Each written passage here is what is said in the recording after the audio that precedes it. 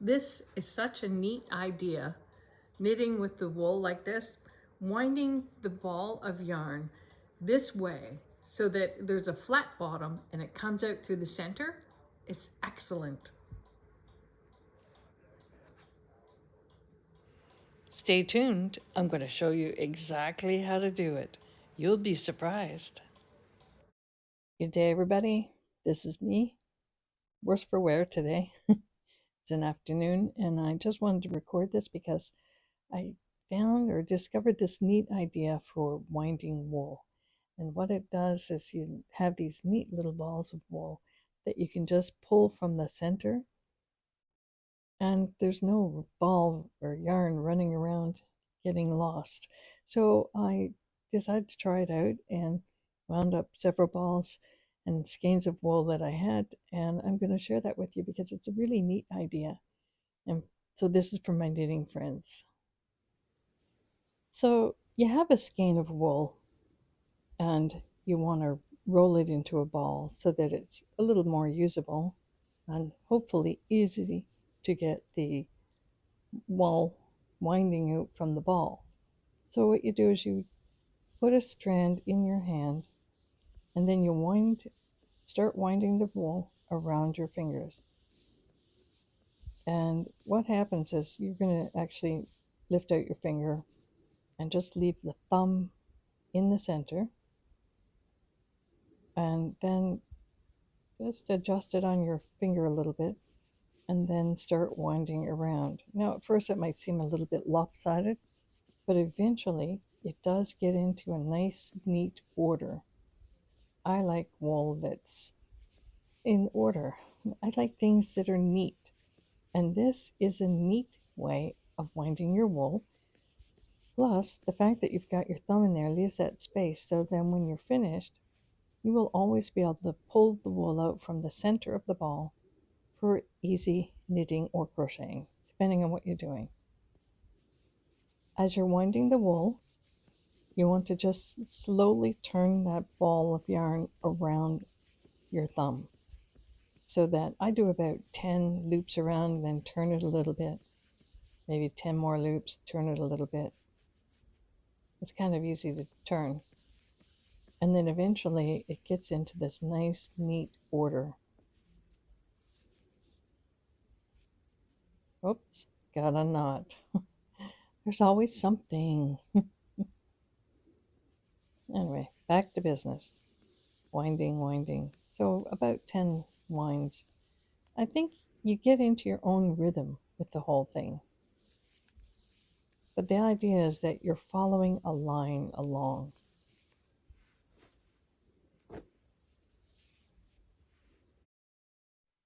So this is what you end up with. A nice, neat ball of yarn with a well in the center, that little hole where your thumb was.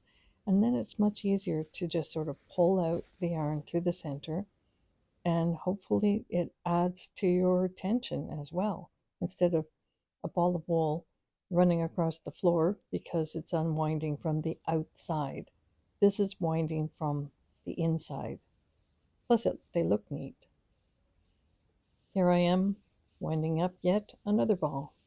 I have a lot of wool, so I could give you a lot of examples, but I just thought I would try it once more. I have used, again, you pull that strand through your palm of your hand and hold on to it. And then I use one or two fingers or three fingers. Two or three is probably best. And then you just slowly begin winding it around once you get that little initial foundation set up. So, and as I said, I wind about 10 strands around, and you just gradually shift it around your thumb. So I think it's something that you can get your own sort of feel for. And I know it might look a little lopsided and weird, but eventually it does take on this really neat shape. And it tends to have sort of a flat bottom.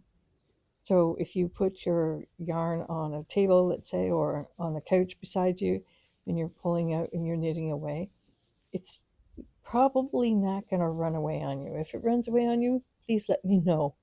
But I think, it tends to have a flat bottom just by winding it this way.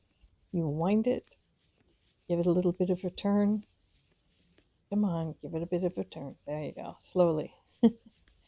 And about 10 strands around, twist it 10 strands. It moves easily on your thumb. And like I said in the beginning, it looks lopsided, but eventually it takes up this neat kind of cake look to it. When I first heard that term, cakes, like Karen cakes wool, I used to think, why do they call it cake? Because it kind of takes on the shape of a round cake with a flat bottom. That's kind of neat. So you can cake your wool.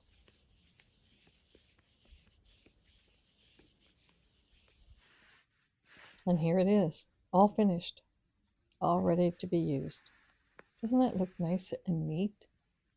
As I mentioned before, I like things that are neat. Can you see how the bottom is kind of flat?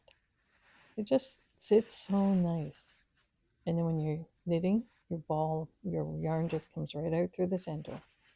Such a neat, neat way to wind your balls of wool. Okay, so I've used 2 smaller yarns of wool, but what if it's really big and thick? Now here's one that I wound up previously, and I'm going to try it with this one and just see how it works. Sorry, I'm a bit off screen there. Anyway, the strand goes through the palm of your hand, and you hold on to it with your fingers, and then you just start winding around. For some reason, I used 3 fingers this time, but it still worked. At some point, you're going to move it all out and just put it onto your thumb. What's that story about the little boy? He put his thumb in the pie and pulled out a plum. Was his name Tom Thumb? I don't know. Anyways, we're thumbing these balls of yarn. See, that's a previously wound yarn, and it's nice and neat, but it's wound from the outside. So when I knit, the balls of yarn rolls away, or I have these yarn bowls and it sits in them, and that kind of keeps them in order, but you're still pulling, and the tension is a little bit different. So again, I think this is going to help with tension as well, just being able to pull from the center. I was just thinking, did your parents ever say to you, "You're all wound up"? I can remember my mother saying that to me. "Susan, you are all wound up. You need to sit down, settle down, be quiet for a little while."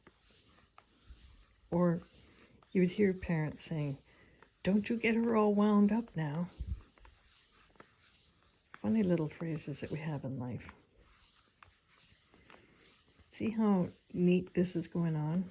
I love the neat look. Now, I have a friend who would say, "Yeah, but I'm still having to wind wool and I hate winding wool." You know, I was thinking, maybe I should hire myself out as a professional yarn winder, because I find it very relaxing. I enjoy doing it. I used to wind my wool like this. It was kind of like an egg shape, and it had that little centerpiece. The way I kept it in such neat order was I had my thumb in there and I would wind out. But when I used the wool, I was always pulling from the outside of the wool. I like this idea. There's my string.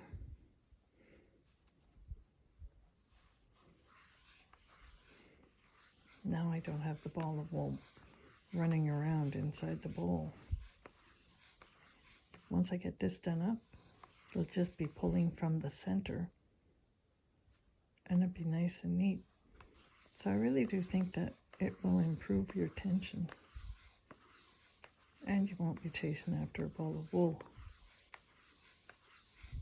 This basket, by the way, was made by a lady in Africa. Her name was Madrin. See her name on there? Madrin. She couldn't speak any English, but we communicated well. And she made this for me as a gift before I left Africa. I was there teaching a social work workshop. Although the social workers there could really teach us a lot of things.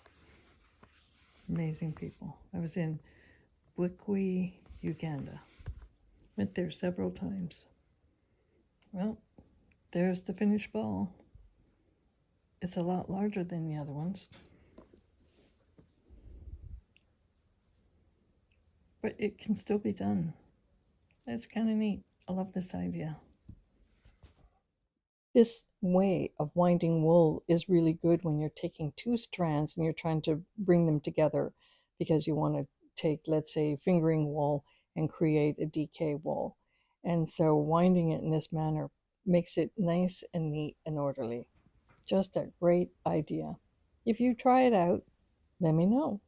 I think it I think you will like it. I was also thinking that it would be fun to take different colors of ball and complementary colors and wind them and then put it in a nice decorative bowl that you have and just have it as a decoration in your home.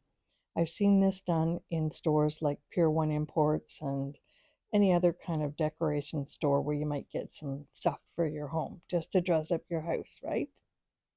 Thanks for watching. If you haven't subscribed, please think about it and go ahead and touch those buttons. You know how to do that stuff.